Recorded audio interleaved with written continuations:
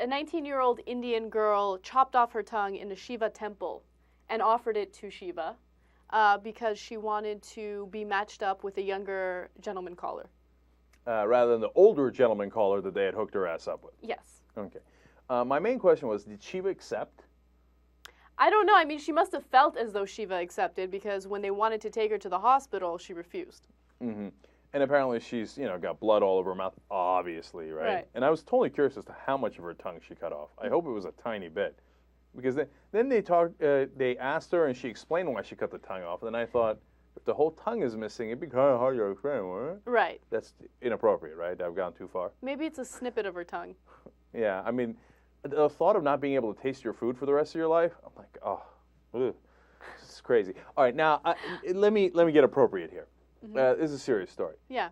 See, that's why arranged marriages sometimes not the best idea. I get it, it's old school. I get that it's sometimes cultural, tradition, et cetera, et cetera. And, the funny and crazy thing is my parents are in arranged marriage. Yeah, I remember you told me that. Okay. So, but the key element is that they've got to have an element of choice. I mean, if you absolutely positively force them into it, then that's just not cool. Right? And then what winds up happening is girls wind up cutting their tongues off to avoid getting married to that old geezer.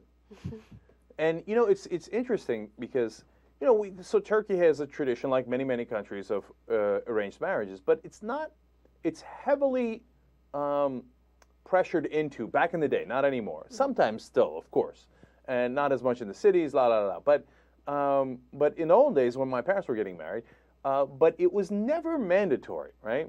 For example, my great aunt, okay, who's now in her 90s, they, same exact thing, they hook her up with an old geezer and they say, oh, well, off you go, right? And she's like, I'm not interested. And she's like, I couldn't be less interested. I like my family and I want to stay with my family. And the idea of going and, doing whatever I got to do with that gentleman, not interested. And he's got bad breath. Okay. And so they, the family goes crazy. You have to do it. It is going to be great. Shame on family, right? Right. And in the end, she goes, look, can't play with it, can't win with it, and you're going to have to physically make me do it if you're going to do it because I'm not going to do it, right? So then our family, my grandfather, okay, who was like at that point kind of in charge of the family, her older brother. No, I'm sorry, his dad, the actual, great-grandfather, was like, you know what? Okay. I mean, it's unacceptable, but, I'm not going to force you. You're my daughter, okay? That's so awesome. Right. And getting a load of the crazy twist in this story, okay? It's apparently story time on the Young Turks. The guy sues her, the old geezer. And it had merit? I mean, that lawsuit had merit? Well, that's the thing. I mean, it's bizarre, right? Right. But it's so funny that they were doing lawsuits like back in the I guess that must have been the 1920s. Right. In a small town on the border of Syria with Turkey, right? So they go to the suit, and everybody thinks this is great shame, and and she's in the wrong, obviously. And he goes and he says, "I was going to marry her. It was arranged. She was, they're terrible. Make her do it," right? I don't know why he's speaking in English with a Turkish accent in the Turkish court, but nonetheless, okay.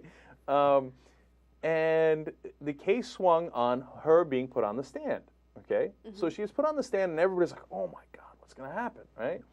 And, she's going to get killed out here because she is, not literally, but like, in the court because everybody's going to look at her and say she shouldn't have done that, la, la, la. And so at one point, the judge finally turns to her and says, so why didn't you marry him? And she says, look at him. Oh my God, I love your great aunt. She's the best. But she is. You would love her. She's like the greatest person, okay? So she delivers the elbow from the sky, and then she climbs back onto the top rope, okay? And she's like, he's old, he looks terrible, and he has bad breath. Oh. The crowd goes nuts. Okay, and she's like, whoa, sick there. Right, lands on him, and the judge rules in her favor. And the guy's like outraged. She's like, how can you rule in her favor? He's like, well, technically by law, she doesn't have to marry you. And she says you're ugly and unattractive. Sad day for you. Move along, son. Oh my God. I love the judge in this story as well. No, this is a great story because it took balls to stand up to your family, to stand up to social norms, and refuse to do something that people are pressuring you into doing. that takes balls. These are the type of women that I look up to. These are the type of women that paved the way for women's rights. No, I'm serious. No, but it's true. And then later, she found, many years later, she found someone that she really liked, and they got married, okay? Aww. And he was the sweetest guy in the world. Everybody loved him. And he had a great breath. Apparently so. And so she made the complete right decision. And so, and they had a lovely marriage, and she's still kicking ass, you know, around the age of 95 or so now. And if you met her, she's so spunky, you'd love her. Wow. So that's an awesome story. You know, I have family members that are older, you know, and relatives and stuff that were pressured into getting into arranged marriages, and they weren't so lucky because they gave into that pressure, and they're miserable. So yeah, she totally did make the right decision. Yeah. Now, arranged marriages don't always not work out. Like my parents got an arranged marriage, and it's a lovely marriage. It produced me, so I'm pretty happy about it. Okay. So it's not judging the whole thing, but it's judging the mandatory part of it.